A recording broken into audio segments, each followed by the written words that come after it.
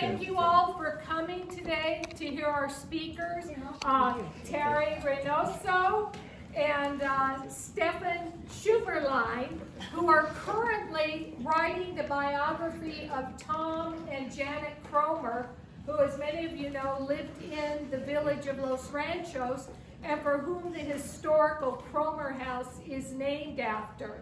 I want to also give a huge thanks to Eugenia and Charlie Eberly for hosting this event. It was in this very house in 2022 that Eugenia, who is a public historian, myself, who has done oral histories and a lot of field work and history and anthropology work, and Joe Craig, our mayor, who has for a long time preserved and known so much history of the village, and also had a Facebook site that he used to post historical photographs on.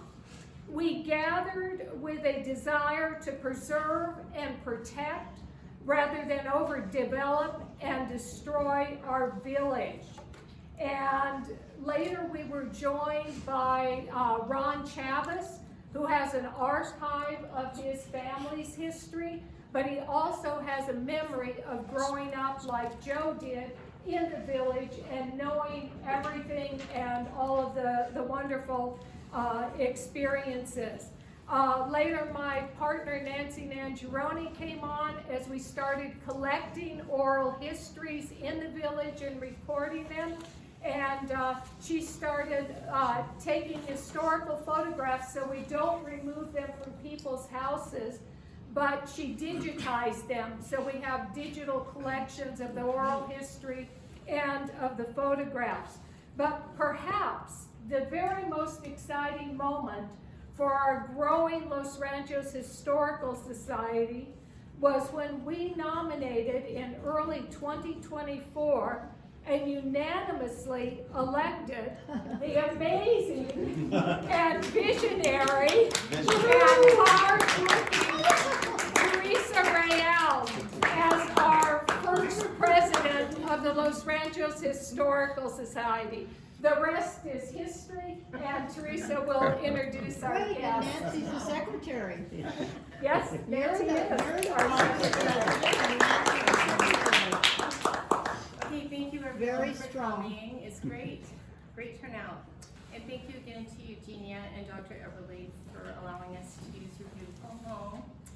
You know, as our little society is the unhoused, so we will make this our meeting place. Anytime, well, I mean, goodness, we'll be eating for probably a month.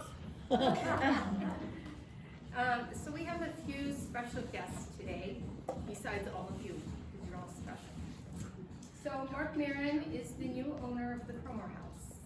Hi. Okay. Yeah.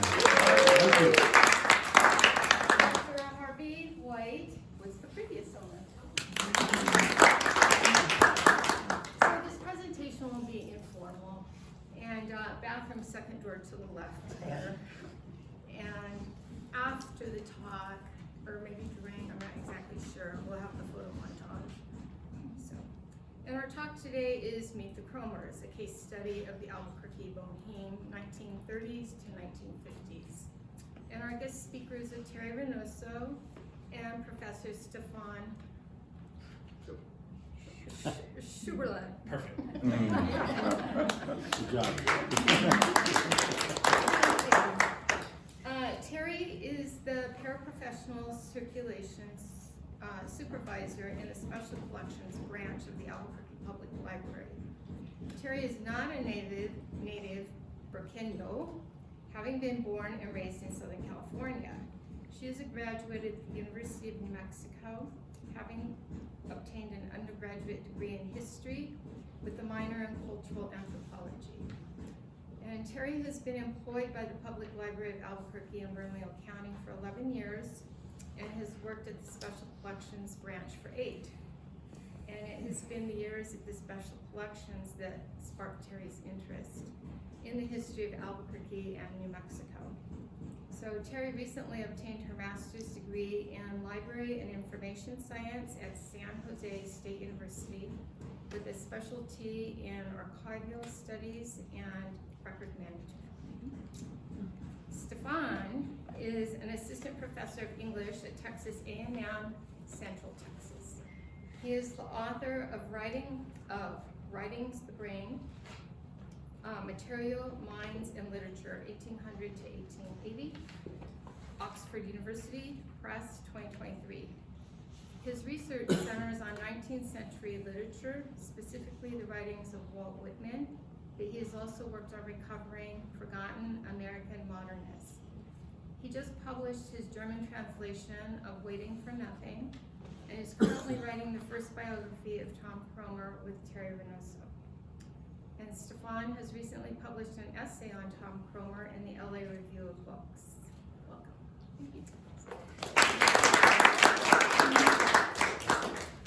Well, thank you so much for the kind introduction. Thank you for having us. So we gave a version of this talk yesterday at the New Mexico Historical Society conference, hence the slightly academic sounding title. We're hoping to be a little bit more loosey-goosey today and talk a little bit more about Tom and Janet and the house. This is sort of our more academic pitch. We'll get through that pretty quickly, right? But we're just excited that there are folks that are interested in Tom, that are interested in the house, that are interested sort of in the space that they made. Yeah, excited to talk to you about it. This is sort of an informal group. I don't think we have a cutoff time, so if I'm saying something that you can't understand because I have a thick German accent, you can let me know that, but if you have any sort of questions in between, feel free to just throw them out. You're not gonna throw me off. So I'll start to talk about a little bit about sort of who the two figures are that we'll focus on here, and I'll talk a little bit about how we met, what the project is, and Teri is really the expert on the house and the house's later history, and she's obviously the local expert, and she'll take over in the second half of this. So we're sort of a strange mix of people here. My first teaching job was in deep West Virginia, in Huntington, West Virginia. Sort of a sad place to live in, and what I usually do when I move into a new place, I try to figure out what's something local that I can get interested in. And I heard on the radio something about Tom Kromer, and I thought that's interesting. He went to my university. He's buried like 2 minutes away from my house. Why have I never heard of him? Why does nobody talk about him? I got his book. I got sort of hooked, and then I decided, hey, let's teach a class on it. My students liked him a lot. It was a fun project, and one of the things that sort of bothered us is that he spent 2.5 decades of his life in Albuquerque, and it's that big black hole and nobody knows what he did there. And that's a very simplistic narrative that he sort of had some sort of psychiatric condition and just didn't do anything. It was just a sad period for almost 3 decades, and that felt hard to believe. And my students pointed me to a talk that Teri gave on Tom Kromer's wife, Janet Kromer. So I was very excited. I reached out to her and I said, hey, maybe we should write an article together. Then we got all excited, and then I got beyond the article, and now we're writing a biography of Tom with the idea that Janet and his life in Albuquerque will sort of feature quite prominently in that. And then through, I wrote that piece for the LA Review of Books, which Lise Hoschauer, one of the later owners of the house, discovered, sent to Harvey. Then Harvey got in contact with us, we got in contact with Lise, and suddenly we're connected to all of these people that we didn't know about, who have these very intense feelings for the Kromer house and for that sort of legacy of the Kromer house and for the Kromers. And that's really exciting for us to hear. West Virginia has forgotten about Kromer, so it's so strange and surprising to see that so many people in Albuquerque are interested in writing about it. So I'll tell you a little bit about who these two figures are. That's Tom, that's Janet. Early photos, they meet in 1935, 1936, right? But who are they at this point in their life? And Tom, at this point, is sort of an up-and-coming literary great. He published this one book that did really well with critics, did horribly on the market. It's Waiting for Nothing.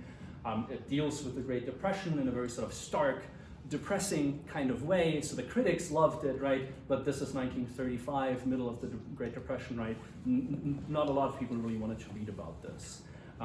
Have people read the book? Well, thank you. I hope you did. All right, excellent. So I figured we should at least get a taste of that then. So I'll read you like a little section from the end of the first chapter, which sort of sets up the tone. And really, there's no better way to engage with an American modernist than hearing it from a German with a German accent. So enjoy. So there's no overarching plot in this, really, right? The title is Waiting for Nothing. It's from a Nietzsche poem. It's about sort of being afloat and seeing no anchor, seeing no end, forgetting the beginning, and being just completely lost. There's no overarching plot that guides us through it. It's just him sort of floating from one scene into the next. Usually every chapter here has two parts. There's the opening scene, and then there's some sort of transition into a second scene. If the opening scene is maybe vaguely optimistic, it ends really dark. If it begins really dark, it might end on a slightly hopeful note, but there aren't a lot of those in the book. So this is the end of the first chapter. He's sort of been bumming around the city, and he ends up in a flop house. And he sees a bunch of alcoholics getting drunk. He talks to some of them, and he's sort of shocked by what he's seeing. And I keep saying he because it's sort of autobiographically tinged. The character of the book is also called Tom Kromer, but there's some distance, right? This is still a persona that he's playing. You'll hear about his political leanings very shortly, why he was an ardent socialist, but you don't get that necessarily in the book. There's very little hope here. And that was one of the sort of hurdles to his reception, that a lot of people sort of equated the persona of Tom with the actual writer Tom. It's written in hobo slang, and I'll try my best to get at that. So he's in the flop house. He saw a group of people experiencing homelessness sort of getting drunk on derail. Has anybody heard of that? It's essentially, so it's from a camping oven, the little gasoline gel that you use to fire it, and they squeeze it out and mix it with water, and they get slobberingly drunk. He's looking at that, and he's sort of shocked. This must have been early on in his homelessness period.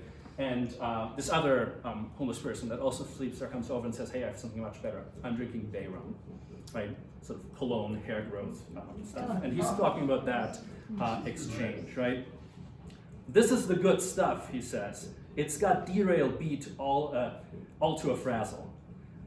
I do not see how it can be such good stuff when he has to gag so much when he downs it, but that's his business. If a guy has been drinking this stuff for a year, he ought to know if it's good stuff or not. Pretty soon this guy is dead to the world. He sprawls out on his bunk and sleeps.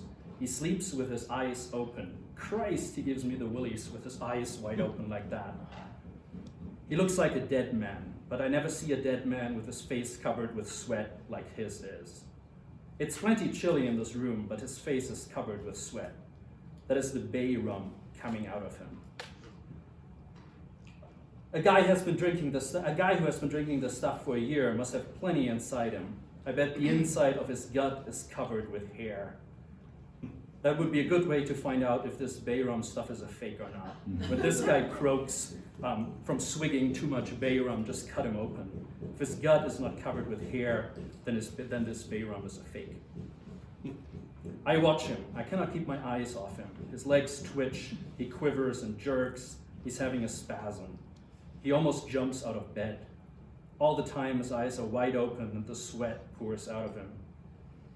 But he does not know what it's all about. He's dead to the world. If this is the good stuff, I will take the bad stuff. I will not even put this stuff on my hair. I would be afraid it would sink down into my gut and give me spasms like this guy's got. The rest of these stiffs do not pay him any attention. These bay horse fiends are old stuff to them. But they're not old stuff to me. It gets on my nerves. If this guy's going to act like this all night, I'm going to walk out to the streets. It will be cold as hell walking the streets all night, but it won't be as bad as watching this guy jump up and down with his eyes wide open and him all dead to the world. I cover up my head with this dirty blanket and try not to think about him. And that's usually how these chapters end, right? There's no payoff. It's just he sees a thing, it's earth-shattering, and then he moves on, right? So very little hope here. You can see why this wasn't the bestseller in the 1930s, right? There were people that saying, hey, this is the next Hemingway. Hey, this is the American Gorky. There was even the original actor of Scarface wanted to turn this into a movie. Then he read the whole thing and says, now there's too much sex and like class struggle in there. We can't do that. Nobody's going to touch that. But still, it gave him some credibility as an up-and-coming sort of stark modernist writer. It's published by Alfred Knopf, sort of a big modernist publisher in 1935. His agent is Maxim Lieber, later sort of alleged Soviet spy, flees the country via Mexico. But he's not done here, right? This is 35, he's still writing. He's published a bunch of things in local newspapers, including in the Health City Sun, which is the sanatorium paper, including for Albuquerque. And he's publishing a lot in the Pacific Weekly, which is a left-wing radical magazine from Stockton, California. Edited by Lincoln Steffens, a lot of experimental modernist prose in there. Langston Hughes publishes translations in there. Vincent Garofalo, another guy that you might have heard of in connection to the house, we'll talk about him later, also publishes in there. And Tom publishes a number of things. And I'm not going to be doing too much reading, but I at least want to give you another sort of taste of Tom to just underscore that he's not just stumbling into this hobo slang by default. That's not how he speaks, right? It's a purposeful linguistic experiment. And his later prose sounds very, very different. There's a very moving eulogy to his father, who died after sort of slaving away in a glass factory, dies miserably of cancer. That's a really beautiful piece. It's maybe a little bit long. But he has 3 sort of short character sketches of women that he publishes in the Pacific Weekly as well. They're called 3 cameos. It's 1 short piece. And I want to read out one of those so you just get an idea of what this other developing Tom sounded like. All right, so there's no title to it. It's just one piece of the 3 cameos. She rented number 6 on the 3rd floor back, and she hardly spoke to anyone all the time she was there. She used to go out job hunting in the mornings and stay almost until night, and you could tell by the fagged out look on her mannish face when she came back that she never had any luck. But then how would she, with that outlandish costumes she wore? Blue serge business suit, a man's blue dress shirt, tie, and a pair of brown low-cut shoes. You've got to wear something soft and womanish if you want to get a job clerking in a store. They like them soft and womanish. She never seemed to eat, and Christ knows what she ate, for nobody ever thought to ask her if she was hungry. She didn't own anything, excepting, of course, that frame made out of the strips of copper and bronze, and it was pretty, and so was the girl's picture in it, for that matter. Mrs. Pink and the hired girl used to go into her room when she was job hunting and look at the picture. And Mrs. Pink used to shake her head, for she had read a book once, and those mannish clothes and that mannish walk meant something. And you can bet your life Mrs. Pink knew what it meant too.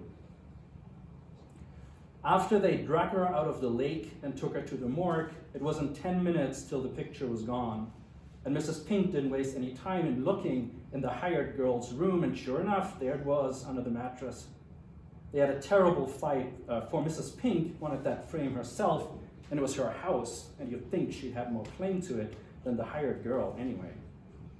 They were both scratched up pretty bad when the cops got there, and they dragged both of them off in the Black Maria. They got 5 in costs, and I don't know who got the frame, but anyway, Mrs. Pink or the hired girl didn't get it. It was an awfully pretty frame made out of strips of copper and bronze, right? So very different kind of Tom, very perceptive. That sort of slang is gone, all right? But that's the kind of Tom we didn't get to see much of. At this time, 1935, he's also working on a second novel. There is an extant novel fragment with a different title. This one was going to be These Thy Children. We don't know if he ever finished that, or if it's the retitled book fragment that we now have. That book is sort of a socialist realist epic of his family. It's a very different tone as well, but he never finishes it, right? But this is 1935, 1936, right? So he's still working, he's still writing, he's still sort of developing his voice. And then he meets Janet. So Tom Kromer's background is thoroughly working class. Father worked in a factory, mother didn't work, very humble upbringings in West Virginia. And he meets Janet. Janet's from the Northeast, Vassar educated, but sort of middle class, didn't have a lot of money, but did have some. Her original interest was in education. She worked with Samuel Orton, who's sort of a pioneer in studying the effects of brain damage. So he's an early thinker in special education. He worked a lot with children with learning disabilities, and she originally works with him. She comes down to Albuquerque to work in tutoring. And at some point in this sort of new life in Albuquerque, she gets connected to radical student groups. She's in anti-fascist organizations, communist organizations, socialist student groups.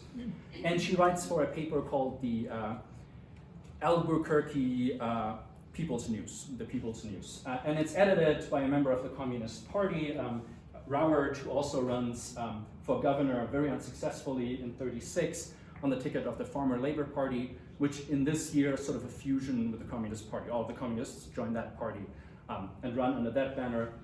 Not a good strategy, doesn't work out, right? But that's sort of the kind of milieu that she's originally professionally working in as a journalist. The editor would then go to Spain to fight the fascists and would be killed there in '38. As one of the oldest members of the international brigades fighting in Spain, he was in his mid-50s, right? And we have to keep in mind, this is the era of fascism taking over Europe, leading into World War II. So there was a broad societal consensus around anti-fascism, right? So the idea that she's writing for a small, somewhat obscure radical communist paper in town wouldn't have been held against her. And she manages to leverage that into working for the Albuquerque Tribune. Initially some news reporting, uncredited, but then growing into a society reporter there. And either in her final weeks of working for the People's News or in the early weeks of working for the Albuquerque Tribune, she meets Tom on a writing assignment at Sunnyside Sanatorium. We don't know what the exact piece that she's working on, but they meet. There's a sort of a very intense, very brief courtship, and they get married, right? Very small ceremony. I think the witness was the cleaning lady of the church, right? One of the benefits at the time to getting married is you could get on the county relief roll, right? So you could get some government money, but only if you were married. So that probably at least sped up the marriage time a little bit. But yeah, so they get married, and very quickly after his initial stay, right, he's in the sanatorium because his tuberculosis is acting up, right? During his homelessness, he contracts tuberculosis. He's a sex worker briefly in LA, and he talks about that in the book.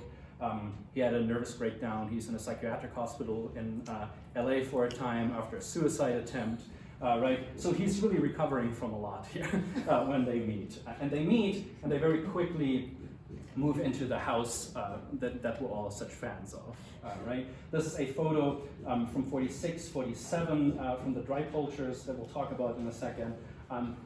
But we've checked with Mark Maron, and it still largely looks like it did back then, right? So whatever drove them to settling so far away from Albuquerque, at the very least they encountered this as a historical place worth preserving. Part of that historical aura was, by the way, before we get into that, I should briefly acknowledge Lise and Harvey Hoschauer, right? They purchased the house later. They're basically solely responsible that the house is still there. If it hadn't been for them fighting the city, there would now be a giant highway where the Kromer house still is. And she also conducted, in that process of getting the house protected to stop the highway, she conducted a lot of phone interviews with friends of the Kromers to sort of figure out who were they, what did they do there, how much of the house is original. And she still had all of those notes. So all of these people are now gone, but we have these very vivid recordings from Lise. She's still alive. She couldn't be here today, but she's thrilled that people are working on it. We're thrilled that she was willing to share her files with us. All right, so why did they think this was a historic structure? So the Kromers, we don't know where they got this idea, but they were convinced that this house used to be a morada, right? A ritual space for the penitent brotherhood. Right, this is sort of a typical outline of what those moradas usually looked like. Right, they have these like 3-room structures. And here's an early plan of what the house looked like in the 1960s, and you can see that the living room used to be divided. Into this 3-part structure, which makes for really awkward living, but makes sense if it might have been a morada. We don't know much more about that as of now, right? But it's at least sort of how the Kromers saw this space, right? They're staunch atheists, of course, right? But they still find something appealing in sort of the ritualistic connotation of the house, right? The other connection of the morada is that Albuquerque used to have a modernist magazine called The Morada. Ezra Pound published in that, right? This is a piece that Janet Kromer wrote about that, so they were also aware of the sort of literary connotation that comes with the term morada, right? And this is from a book from the 60s that sort of shows a little bit about how a typical morada might look from the inside. And we have very few photos of what the Kromers did with the house, but at least some of these decoration elements seem to have overlapped. So this gives you an idea of the general vibe they were going for, right? It helped that they were very quickly affiliated with a number of prominent local artists, including Howard Schlieder, who lived in the space briefly. Teri is going to talk about that as well.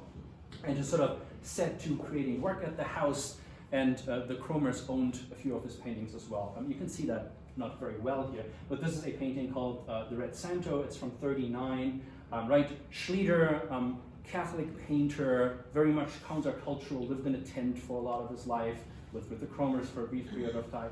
And he's sort of transitioning from painting fairly realistic pueblo scenes and religious scenes into more abstract, modernist, primitivist painting. And this is sort of from early on. Maybe two of you can see what this is, but there's a little sort of red Santo figure, right, a little saint figure. It's from '39, this is before he lived there, but I always sort of thought this could actually be a view from the Kromer house. He had known the Kromers by then, because there's this mulberry tree behind the house that a lot of people comment on. Yes? I just have a question about Yes. moradas. Absolutely. I believe I know of another morada in the North Valley. Was the North Valley like a place that moradas were? That's what we would like to figure out. So we're very excited to learn about that, because that's one of the tricky things, right? You find a lot about moradas near Santa Fe, right? There's not a lot of talk about that. Right, now Gazonas, right? Yeah. So This yes, is very let us know close to more the about Albuquerque that. open That's space. exciting. Oh, okay. Anyway, right? We don't know it was morada, right? But they thought of it as a morada. That sort of probably played a role with why they're preserved, right? So I mentioned the mulberry tree, right? This is a view out of the window, and you can see a tree. And he lived in sort of that section of the town, of the house, looking onto that courtyard later. So I figured this could be a scene from the Kromer house. At the very least, it's a painting that they owned and cherished, and that'll pop up in a second here as well. Schlieder considered this one of his most accomplished early paintings. Then we have a number of more abstract paintings that he produced at the house. This is called Atlantis. It's from '47. Brian Dreipolcher, you'll hear that name again in a second, the son of the Dreipolcher, sent us this. So essentially, most of the Schlieder paintings between '46 and '47 were likely painted at the Kromer house. And he certainly, right, with his religious iconography, added to the sense of place that they were building there. But it's not just Schlieder. There's like a bunch of local artists, most of them unknown now, but fairly popular at the time, that made the Kromer house a destination, that hung out with the Kromers, that socialized with them. Like we talked about Schlieder. There's another Hungarian-born painter called Odon Hollenkramer. He apparently even painted a portrait of Janet. Anybody ever finds that, please let us know. Yeah, it's probably in somebody's house, and they don't know who it's from, right? But it's of Janet, we know that. Famous socialist writers at the time that are now completely forgotten, like Kyle Crichton, would stop by the Kromer house, would stay by the Kromer house, their friends, Ohio-born. Others sort of, both enrolled at the University of New Mexico. Tom dropped out pretty quickly. Janet stuck around a little bit longer.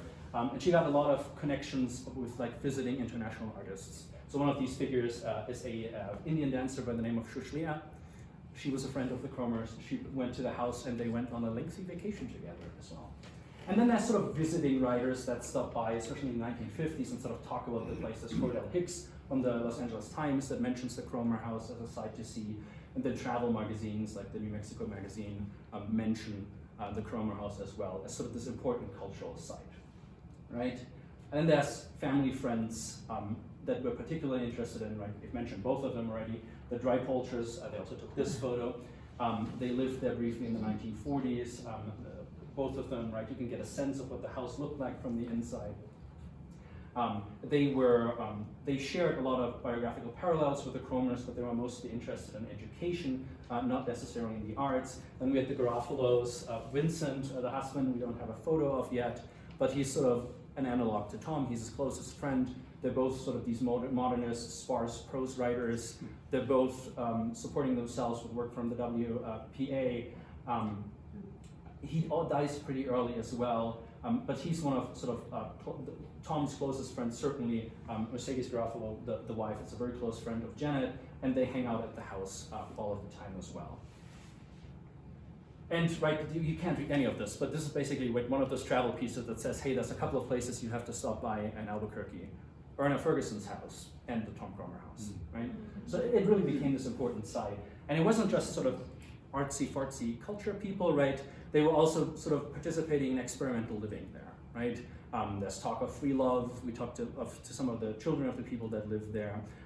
Heavy drinking, heavy drug use, right? With rumors of a pit in the backyard filled with prescription bottles, right? So it was sort of bohemian culture, maybe in the 19th century sense, right? Starving artists, political lefties, sort of trying out something new. And it's intriguing to us that they chose Albuquerque, right? Not Santa Fe, but Albuquerque, and more specifically Los Ranchos, right? So there's a lot there that intrigues us. So this is sort of the more academic part that we'll try to get through a little bit more quickly, right? But we were trying to figure out, right, how did these two Eastern socialists find a place in Albuquerque, in the larger Albuquerque cultural scene to fit in, right? Tom was broke, had no income, was not able to work anymore, really. So he didn't bring in a lot of money to support them. Janet had some tenure support from the parents, but they just purchased a house. There wasn't much left. So how did they fit in? How did they make a living? How did they connect to others? And I'll briefly focus on three institutions: University of New Mexico, the WPA, and specifically, right, the New Deal program for artists, the Federal Writers Project. Both of them were employed by them, including a bunch of their friends as well. And then we'll briefly talk about the Albuquerque Tribune, and that's sort of when I'll hand it over to Teri here. So one of our early exciting finds was that there's a bunch of writings by Tom Kromer that we've never heard of, that are not in this, like, quote-unquote comprehensive edition of his work, that we found in the archives of the Federal Writers Project. And that's super important to us for a number of reasons, right? If you've heard of the Federal Writers Project, it's essentially a New Deal program that pays struggling writers to basically tell the story of America, right? So they would interview freed slaves, they would work on local folklore, local customs, right? One of the big outcomes for each state where the program was administered were these travel guides to the state. This is the one for New Mexico. I can hand that around in a second as well.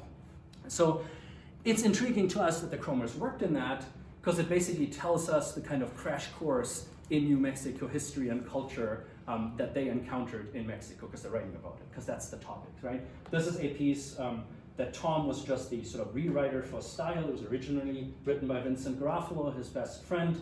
It's about early settlements in the state. He writes about climate as well, about local politics, sort of the class structure of New Mexico, and he writes about New Mexican slang. And that's particularly intriguing to me, right, because he's a slang writer, and he's clearly sort of figuring things out here. Tom only produces maybe a dozen of these. Janet is much more prolific. She's fluent in a number of languages, French, I think Spanish. The communist paper she worked for was bilingual.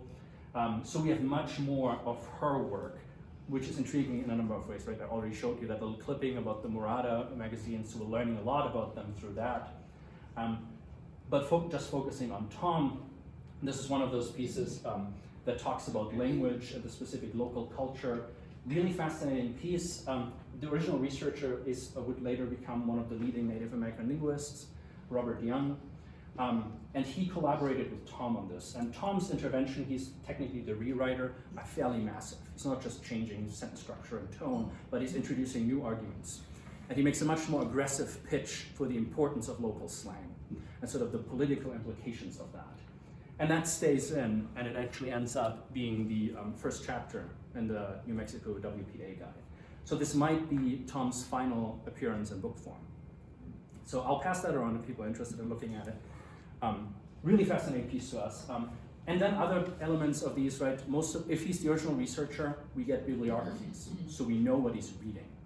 And we get him, so at this point he doesn't publish much anymore. So all we have is sort of the potential that was there. And these bibliographies allow us to figure out how he's thinking about writing and where he might go next. And it seems to us that he's really sort of trying to figure out how is he going to become a Southwestern sort of modernist voice. and he's particularly intrigued by Harvey Ferguson. Harvey Ferguson exists in every single bibliography of his there. He writes letters about it, he writes reviews of Ferguson, so he's a huge fan of Ferguson. So this is clearly where he sees himself going next. None of that ultimately is the case as far as we know, right? Maybe somebody's going to find a book somewhere, maybe in a wall, right?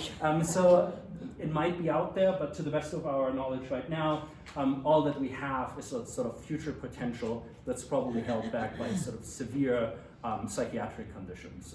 We don't know exactly what it is, but he was at least partially psychotic, that much we know. He writes about it in a short piece for the Pacific Weekly as well. So this is super intriguing to us. And just to skim over this really briefly, there's a bunch of professors at the University of New Mexico that are intensely associated with the Federal Writers Project.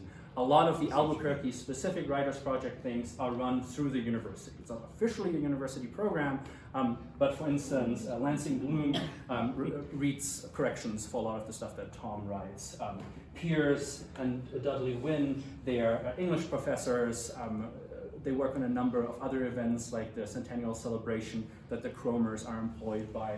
So they are great benefactors of Tom. We have interviews with both of them, and they speak very positively of them. They have a signed book. They all agree he's sort of the best writer of the 1930s. And then there's a guy like Joaquin Ortega, who's a great benefactor of Janet. He's a Spanish professor, and he's this hemispheric sort of Americanist. He does a lot of exchanges, cultural exchanges with South America. For instance, there's a Nicaraguan caricature artist that exhibits caricatures at the University of New Mexico of leading people in town, and one of them is Janet, right? And it's also, one of the reasons why I'm showing the pictures here, it shows you the wide spectrum of sort of that anti-fascist consensus that I talked about, right? Lansing Bloom, Republican, Joaquin Ortega, sort of progressive, socialist, hemispheric thinker. Dudley Wynn describes himself as a liberal, right? So there's a very fairly wide democratic spectrum here of supporters of sort of staunch communist, socialist cultural figures here, right? Another sort of important vessel for the Kromers is the New Mexico Quarterly Review, edited by Lansing Bloom, later by Ortega. Dudley Wynn is also involved, right? So it's a collaborative effort. But we have some of Tom's final published pieces in there. Janet publishes in there. Other folks like Vincent Garofalo, the family friend, also publishes in there. Again, gives us an idea of how Tom thinks about his writings. Modernist literature meets Southwestern folklore and culture. That's sort of the magazine at the time, right? And I mentioned he's interested in Harvey Ferguson. There's this piece on Harvey Ferguson by Tom Kromer that's in that particular issue. And finally, there's the Albuquerque Tribune. Essentially, probably the biggest financial support that the Kromers have until the mid-1940s. Janet is a popular writer. There's some opportunities for her or for the paper to promote her husband. This is probably the final published piece with Tom Kromer's name under it. It's a letter that he writes about a Sinclair Lewis lecture that was controversial. We also get an account of the final public appearance of Kromer at a literary event that's in 1945. They moved our date up there.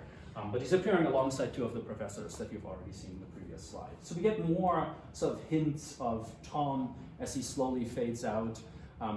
His family likes to talk about that later period as his recluse period, which seems to be this strange euphemism that you can also find in the little biographical sketch in this scholarly edition, because nobody really wanted to talk about what exactly his condition was, but we know he later received electroshock therapy for it. He was heavily medicated, so it was something fairly severe. But this is getting increasingly worse, and sort of Tom is slowly fading out. But we get more and more from Janet. For instance, she uses the paper to promote her friends.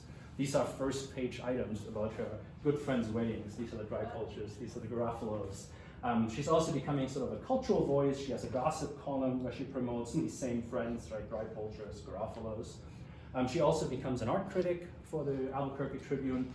She has the gallery talk. She also does book reviews, which are not overtly political, but she promotes a lot of women's literature there. And here we have a little gallery talk where she sings the praises of her good friend Howard Schleter. And then sometimes it all connects. There's a piece that she wrote about a gallery opening. The gallery is owned by the Garofalos, it shows the work of Howard Schlieder on loan by the Kromers, right? So it's coming full circle. So this is really, to us, both a representation of their social network, but it also tells us about how she's using the paper to promote cultural causes. And this is where I'll hand it over to Teri. I'm not sure if you want to stay there or. No. Well, Albuquerque was exciting. Yeah, right, for context, 35,000 inhabitants, 1,500 students at the university, still a pretty small place, right? So thank you, Stefan. I'm going to give you a tiny little background on us. So I was doing work on Janet, Stefan was doing work on Tom, and that's why we make the perfect colleagues, collaborators, co-authors, because Stefan's story, it's Tom, and Janet is the side character. And my story, Janet is the main character, and Tom is the side character. And before I met Stefan, villain. So, I've come around, and Tom Kromer has a special place in my heart now, and it's more like, I feel so sorry for him. But yeah, so I will tell a little bit of my story about this whole thing. So it's a little Janet centric. So, as Stefan was saying, the Albuquerque Tribune was their only source of income. It was kind of like a splash page of their friends, colleagues, co-workers. And then in the early, we have 43, 44, there was a turn in Janet's writing. She stopped writing, fluff pieces about, she was the women's page editor. So she edited the whole women's page about weddings, bridal showers, stuff like that. And suddenly she's writing these hard-hitting political and crime articles. And the poor girl finally has a byline, which you didn't notice in many of the other pieces. But something shifted in the Kromers' house during this time period. Stefan has mentioned Tom is writing less and less. He's pulling away from society as well. Something happened in that Janet had to leave her job at the Tribune because she needed, if you believe her friends, who I do, she needed to stay home to take care of Tom full time. So we don't know what take care of means. He was suffering from tuberculosis, so the cure for tuberculosis was still about 10 years off. Or if it was his mental illness. So a dear friend who later wrote for Janet's magazine, which we'll talk about, said he was suffering from depression, which he self-medicated with alcohol. So she did not feel safe leaving him in the home alone anymore, because as we know, right here in Alameda was very far from downtown where the Tribune was published. But her experience as a journalist gave her the opportunity to be a Life and Time correspondent. So both Life and Time did not do bylines for their articles in the 1940s, so we have to guess at what she wrote about. This is an article from Life about a dam threatening the pueblo, so we know from another article she was instrumental in this article.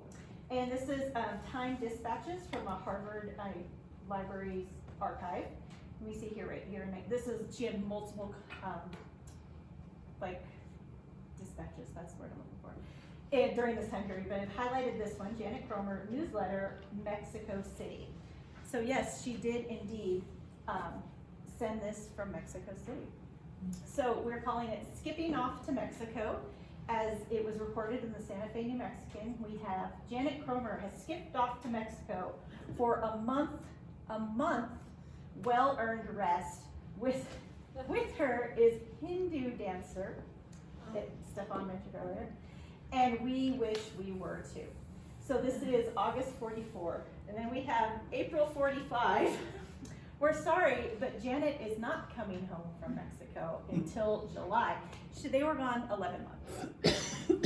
We don't know yet what caused the sudden departure from Albuquerque. We didn't know. We know from secondary sources that Tom did in fact go with her. I thought at first she ran off to Mexico with her Hindu dancer friend. But other sources, because he's not mentioned in the newspaper articles at all, going with her. So, but other sources finally said. And quite a few of their friends, colleagues, associates did spend time in Mexico during the war years, so we know something is going on. So we talked about Howard Schlieder. So the house was empty. They were in Mexico for a year. We see this ad. Mr. Schlieder wants a quiet house or apartment, no children. You know, he had to pay. So they must have saw this ad or knew him from their association, and he lived in the home during the time they were in Mexico. Of course, the dry cultures as well. I think this is an image we haven't seen, this one right here. That's Louis Drypulcher. Quite the character. His son said Tom Kromer was his drinking buddy. He had 5 wives. This is wife number 2, right there. Her name was Lucretia. She was of Italian descent, and interesting enough, her parents were put in internment camp for Italian residents, and yeah, so she's got a great story. But she got tired of this fool and left him. So, and this is the person we're talking about, Brian Drypulcher. His oldest brother is in that picture too. So this is Schlieder's wife gave us gave Lise a schematic of who lived where. And this is in relation to where the house is today, and this is the addition that was put in later. If you skip one back. So this look on the bottom right, you can see it's a Christmas photo. This looks really nice, but they weren't able to use the fireplace because there were about like a dozen cats living in their fireplace, so they couldn't start it. So it was very cold. Also, no indoor plumbing.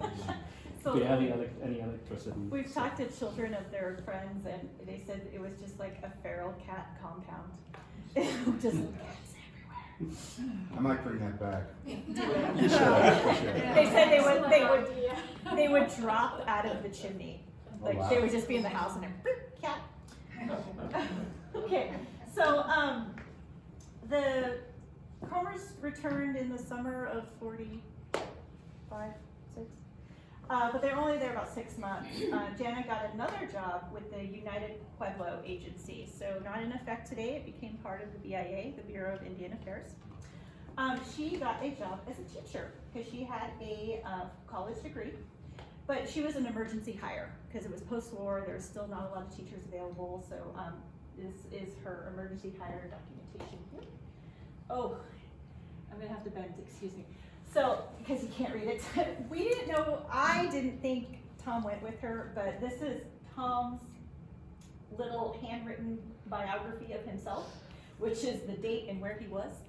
So he wrote right here, 1940 Alamo teaching. So she was first taught at the Alamo Day School, which is near Magdalena.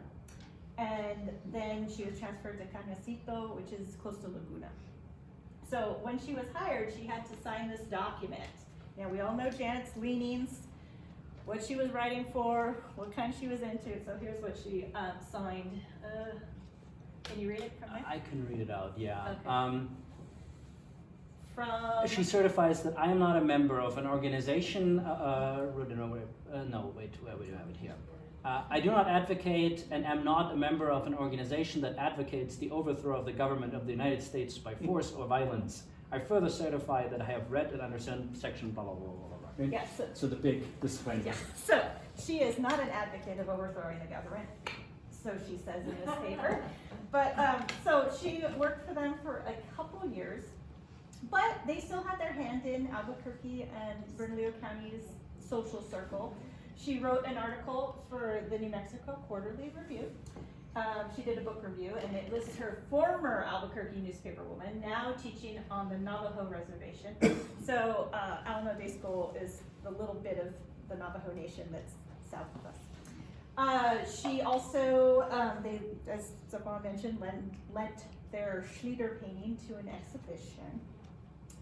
But it's kind of weird. Her application to the United Pueblo Services, she fudged, because she doesn't once mention her work for the WPA, the Federal Writers Project, which in New Mexico, Federal Writer Project people were known as Diablo al Pie, devil on foot. They were thought, the Federal Writers Project people were thought to be like bums and lazabouts. that just took money from the federal government. Yeah, they were capturing our cultural history while they were doing that, but this date, July 35, she didn't marry Tom until December 36. So she lied and stated the time she was writing, she was a housewife. So she was lying to the federal government about her occupation in order to be hired by the Department of the Interior. So Janet, unfortunately, did not meet the education requirements to teach. So she had to regretfully resign in the summer of 47. So there's her records from the National Archive about this big. Tom not mentioned in them at all.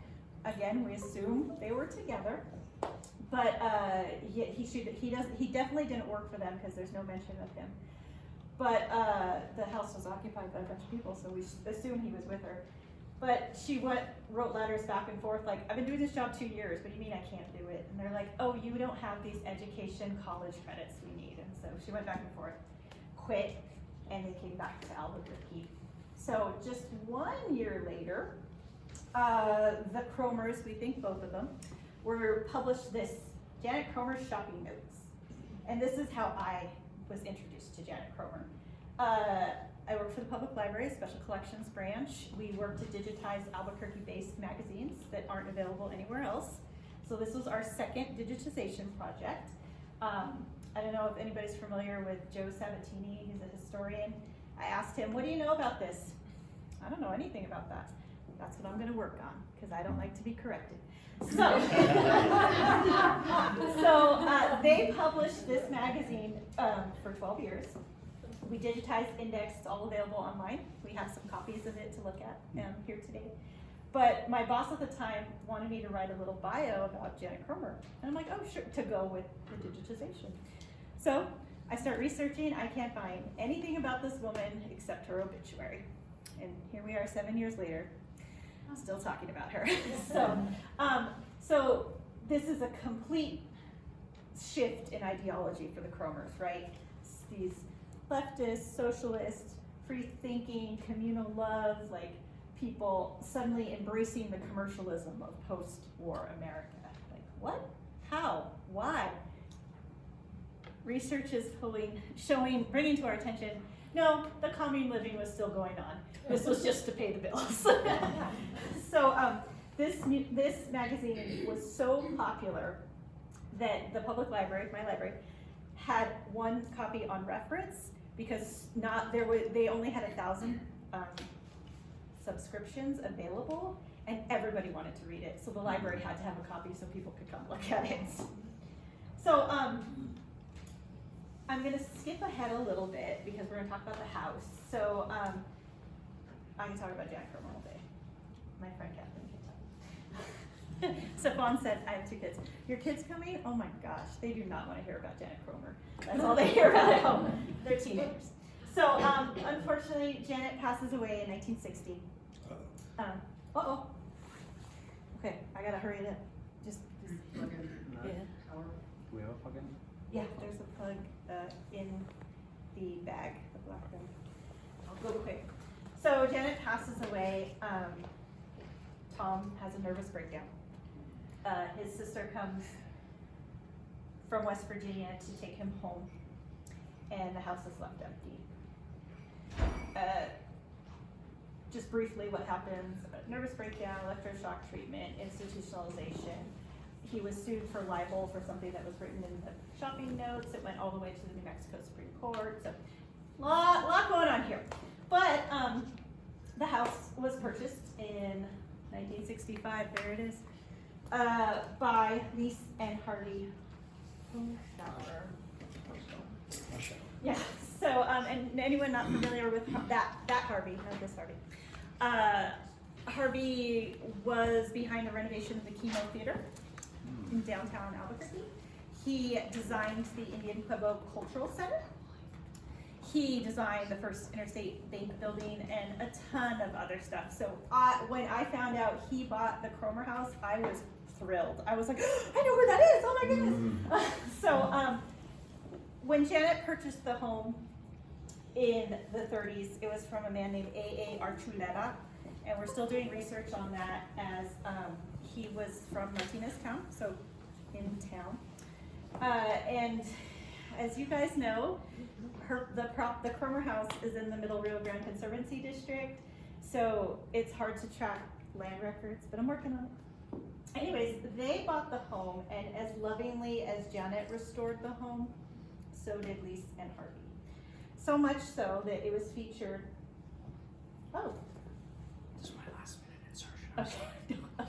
So, were these Lise and Harvey's helpers? Yes. they Okay, were. so Janet and Tom, or Janet, hired people from the pueblo to, because the house is adobe, to renovate, bring it back to life, as did Lise and Harvey. And these are the two people that did Yeah. them. This is the governor of the Santa Ana Pueblo, and his wife was sort of an important artist in her own right. And they would redo the adobe in the house. There's some debate on whether the Kromers used Pueblo labor or not.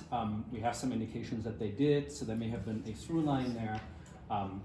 And Lise is proud to show a photo of the governor with Nixon, and they were. If you click one further, you can see a better picture. This is Lise in the middle, and this is the governor of the Santa Ana Pueblo and his wife, the artist.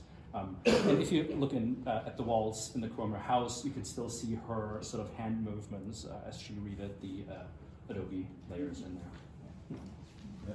Okay, so this is the house in 1970 in a magazine called House Beautiful. An architect and his wife rescue an old adobe. So there's some great pictures of the house from the 70s. The interior shot. So that dry culture picture of the pregnant lady at Christmas, she would have been sitting like right here, but I'm facing that way.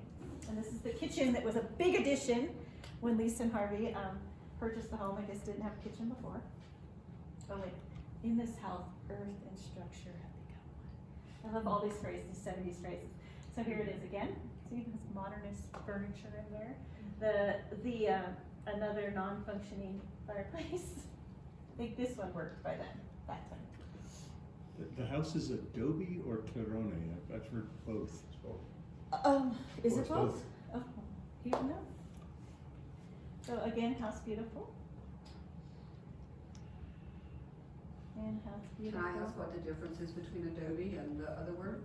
Terrone it's cut from the floodplain of the river and then dried, and it was usually cut in much larger blocks than adobe. So So they they're- weren't handmade, they were cut. They were handmade, but well, they were. Well, they were hand cut, but not made like adobes, where you have the form, you have to put the mud in the straw. and No, but everything. it had the roots from the plants in It it, had the roots. and they acted like the straw that you put in adobe. Okay. Yeah. So again, House Beautiful, and that's where we get this lovely, and then you can see the outbuilding that Lise and Harvey added. And this is from Sunset Magazine from '79. Sunset night. Yeah. You can see that tree, and everybody Yeah. commented. This on is that. the tree everybody talks about. Do you know what it is? Mulberry. Is it mulberry? Doesn't look like a mulberry. It's more like And then here's a picture of Lise with her 5-foot rake because it was just, rock. So this was very intriguing to Sunset Magazine, the xeriscaping in '79. So this is where the plot thickens. This is from my library's collection. We inherited the planning department's library, so I was going through it a couple weeks ago, and I found it. As we know, the bridges over the Rio Grande, we have Montano, Paseo, and Alameda, right? So you can see from this, we have, there's Alameda, El Pueblo, and Montano. The New Mexico Planning and Development Department wanted to put a 2-lane bridge access to the Northwest Mesa on El Pueblo. This is 880? No. I think some of the plans are from '79, and I think they defeated it by '82. That's about right. Yeah. That's why it's so wide. Yes. So Lise didn't like this idea and very actively started pursuing the history of the home. which led her to Tom Kromer, which led her to a lovely woman by the name of Frances Gray, who wrote her Ph.D. dissertation on Tom Kromer. They began a correspondence, and she promoted that the house should be on the National Registry of Historic Places, so this road couldn't come through her house. And after a long battle with the state, the county, and the city, lease won. And the property is now on the National Register of Historic Places as the Kromer House. Yeah, so there we go, August 25th, 1982. So as someone said, the road across the river moved one field north, which is where Paseo is now.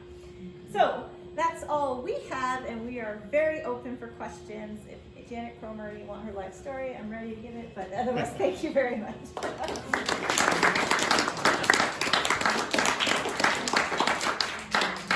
Do you have any idea who actually built the house in the first place? The Archuleta family is who we assume it was supposedly dated about 1890s. Harvey, is that correct? Yeah, like 1890s, yeah.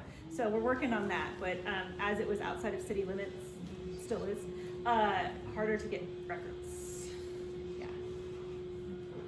Where was the sanitarium that he was? Well, it's still there. It's on Cole, right before you get to I-25, like on the west side. St. Joseph?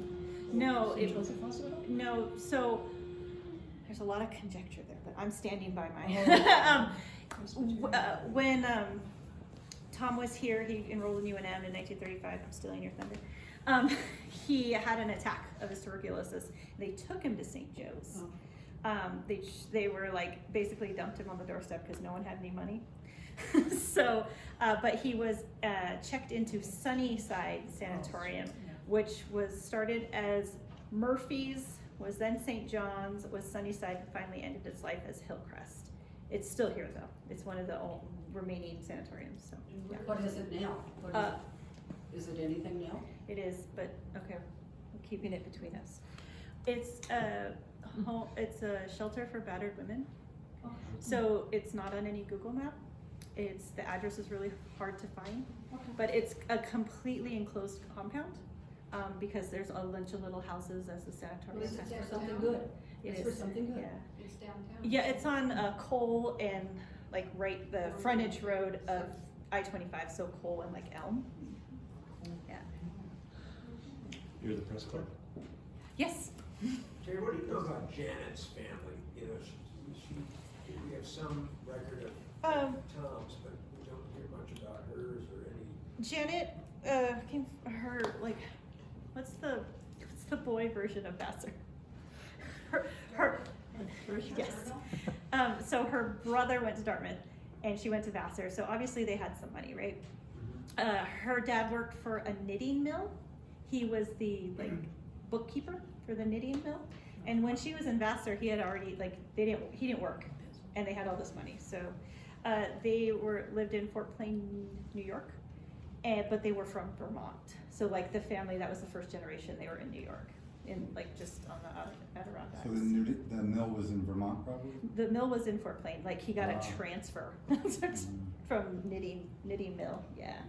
So You can make a lot of money with mills. So he was the bookkeeper. Her brother, whose name is Alvord, Alvord, made it her maiden name's Smith, so it made it really easy to find the family with Alvord. He fought in World War II and passed away not long after, and no descendants. And Janet and Tom never had children either. So Where is she buried? Good. she's buried at Sunset Memorial. Yeah, and it's so sad. Tom was absolutely catatonic when she died. Totally checked out. Insofar that her friends had to plan the funeral. He couldn't even bring himself to do that. And so she's in an unmarked grave. And it's so sad. I know, like when I gave the talk about her, my friend's like, you need to put a bucket out for her tombstone. And to get to her grave, she's in the non-perpetual care. You have to walk through the pet cemetery where these dogs and cats have like elaborate headstones with like their photograph, and I'm like, poor Janet. Yeah. So Tom didn't even attend her funeral. He could not do it. Yeah. Yeah. There was a big fallout moment where the friends basically said we're going to bring her to a hospital, and Tom didn't want to let her go. And the idea was that she should die at the house. And they took her against his will, and this is when he stopped talking to anyone, really. Yeah. Is Sunset the one on Yale? No, It's the one that's near I-20. on Edith, yeah. On Edith. Yeah.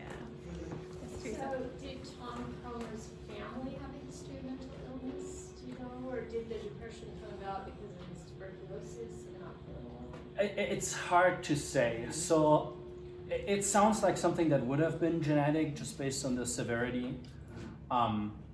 It's hard to tell, right? This is a working class family, dirt poor, so there are not a lot of records. We're currently working on the early chapters of the book, so reconstructing specifically. So his father was sort of a big union man, and we're getting some information through that. And one of the things that because this is a very sad story, and maybe to insert some humanity, Tom was a really well-liked guy, and he was really funny. That's sort of what a lot of people point to. And there's this one story that he likes to tell to a degree where friends of friends are still able to recite it in the 1970s, when Frances Gray, writing her dissertation, interviewed them. And it's a story that speaks to a potential history of mental illness. So the first chapter that we worked on is basically, there's a big strike happening in the glass factory, 3.5 years, very embittered. And at some point, the union tells the father, you gotta leave, we'll place you elsewhere, we're running out of money. And they basically begin this over 10-year trip through increasingly depressing small industrial towns in West Virginia. And ultimately they return somewhat defeated. The father is severely ill. They return to the town of Huntington. They have to move in with the in-laws, who are then at that point taking care of the grandmother, who is suffering from some sort of paranoid, at times delusional illness. It's unclear what it is. But that's his funny story. It's their return to town, where in one of their first nights in the town, they wake up at 3 a.m. and the house is on fire. And they're standing in front of the house looking at the building burning, everyone's panicking. The whole 10-year detour for nothing, lost everything. And they're just there, traumatized, staring at the building, and the grandmother notices that nobody's paying attention to her. So she loudly proclaims how unfair it was that they skipped her over at dinner and didn't give her the butter. And that's sort of Tom's big funny story that he likes to tell. And the more you know about his history, the more you get sort of the existential absurdity that's behind his sort of political and personal convictions. And it also gives us that sort of notion that there may have been something in the family. I'll say. Yeah. The father dies too young, dies miserably in his 40s of cancer. So if there was something there that's sort of latent and develops late, we wouldn't have known. Yeah. And are there any Kromers still around? Do you know Yes, that? so the Kromers had very few children. So he's essentially sort of almost the last Kromer. His nephew is still around, his son died recently, so he's probably the last Kromer And around. in West Virginia? He's still living in Huntington, West Virginia, and he's a really nice guy. I was really excited to hear, hey, I contact him and say, hey, I'm teaching a class on your uncle, do you want to join in? And he's sort of this old, Appalachian hippie guy, and he was just really excited about it because he has this one memory of Tom Kromer. At that time, Kromer, so after this period, the family basically, after the wife dies, wants to get him back to West Virginia to take care of him. The mother is still alive, his sister is taking care of him. They had to get him briefly institutionalized here to get him ready for transport. And then he lived in his mother's house, sort of humbly, big scraggly beard, according to the nephew, long satin robe, and he would just sit in his room, drink, and listen to Tchaikovsky. And he still has his Tchaikovsky records. Okay. Yeah, and then he dies in 69, right? In 68, his book is republished, and there's a big review in a California paper, and it says, too bad he didn't live to see the reissue, and he's still alive. Oh, God. And then a year later he dies, and that's not even an obituary. And the only remnant is sort of his nephew having this sort of vague but fond memory of the uncle who never spoke. Pretty ironic. Yeah. And so we've spoken to the children of the people who wrote for the shopping notes, and they called Tom a ghost. Yeah. He said he would just float through the house, and he had his own room. It was called Tom's room, and he just sat and stared out the window.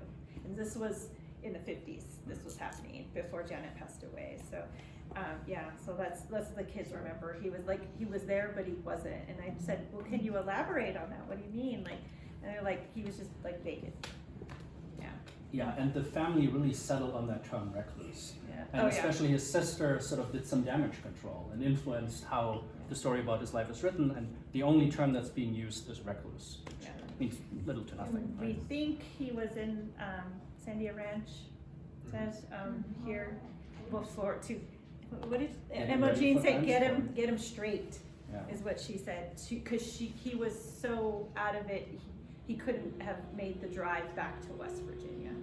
So Could have had wet brain too, no? oh definitely like alcohol-induced dementia or something.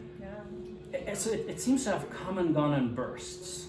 So, for instance, in the 1950s, where common wisdom is he's catatonic and not speaking, they're traveling to LA, they're having a good time, they're meeting friends, he seems to be all right to a degree. So it's really hard to tell. Teri showed that little sketch of his life stations that he did. That was like a month before he died. So he wasn't completely gone.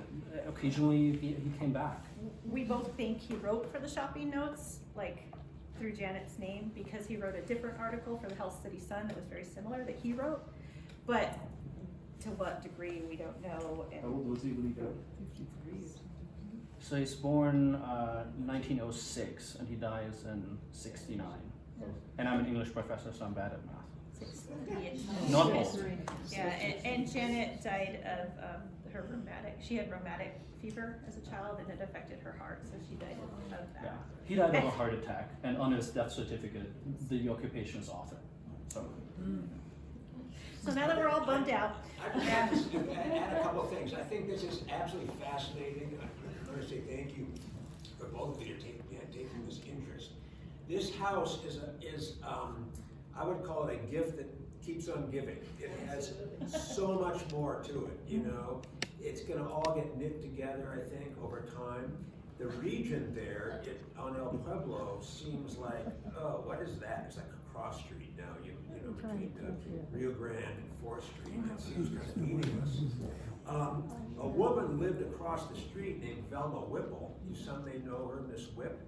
She moved here in 1931, and with her father built by hand the house that was across the street from this. So she was there actually when the Kromers moved from Central up there, and she lived until she passed. She had a little adobe, and even in her 90s, she had a Go Lobos sign out in front of it.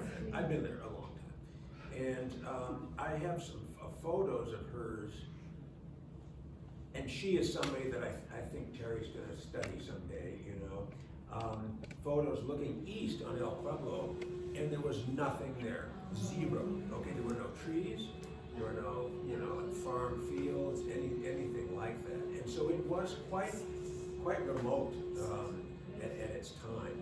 But this house, you know, has this particular phase, previous phase. The Hoshauer phase is fascinating. Harvey died in 1989, the beginning of 1989.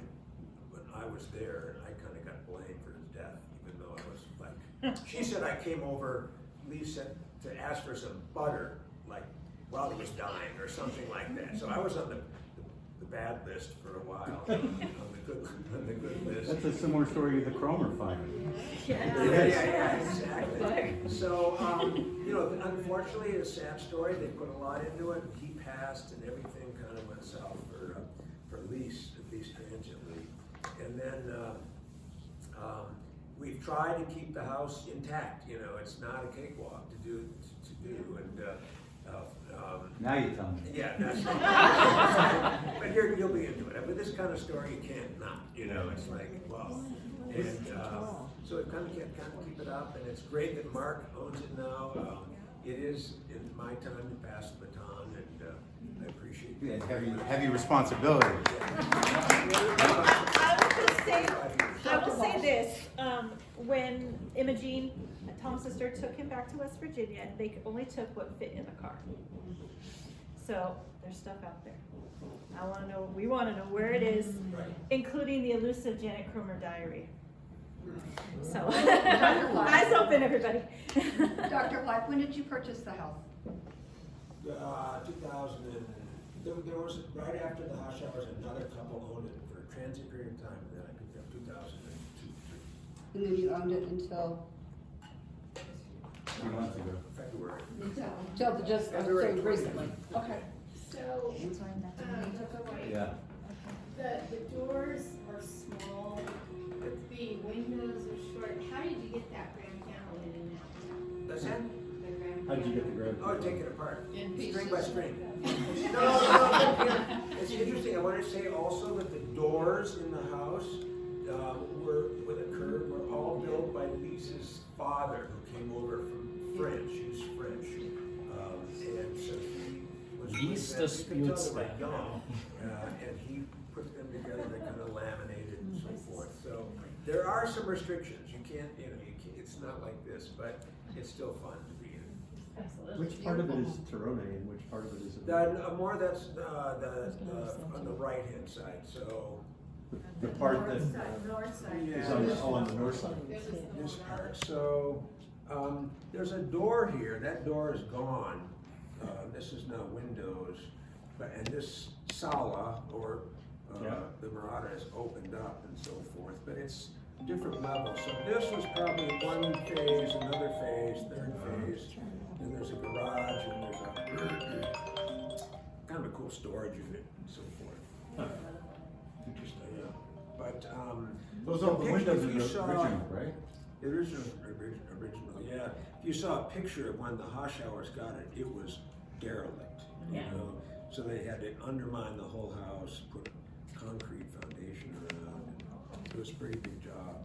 And but we have all the original plans that Harvey drew. Harvey was kind of like that. Yes, he was. And he was, for people who don't know, he was a Mies van der Rohe disciple. MIT, and then lived in Pasadena and so forth. So he was a minimalist and modernist. He was a professor at UNM for a while. In the department of architecture. Yeah. And I just noticed in one of the business newspapers that comes out there, they may take that building he built at San Mateo Central, which is kind of I thought that was converted into apartments. I don't think that's going to work, but we'll see. That's Max Plato's building. I don't know. I think it's Max Plato. I went to architecture school when he was still teaching here. Harvey did the drive-up bank. Oh. Okay, fine. Yeah, the big building was Max Plato. Yeah, there's a little, like, just in front of it, there's a little drive-up A little bank, drive-up which bank. was like cutting edge Oh. when it was built. And just let me point out, so Lee's put together a monograph of his work, and It's a copy over there. Oh, it's a copy. So take a particular look at the Indian Pueblo Cultural Center. There's an overlay of Pueblo Bonito. Yes. I was just out there again last Sunday, and they're almost a perfect match. So it was a great takeoff of that. So that's a whole other story for the next phase. And sort of from some of Lisa's notes when she was interviewing acquaintances, it seems like there may have been another building originally sort of by the road that the Kromers tore down because they couldn't save it anymore. And there was some sort of old farmhouse structure here as well that was basically broken down, and they ultimately ended up tearing it up. But originally they probably lived in there. Well, Great. thank This you. was great.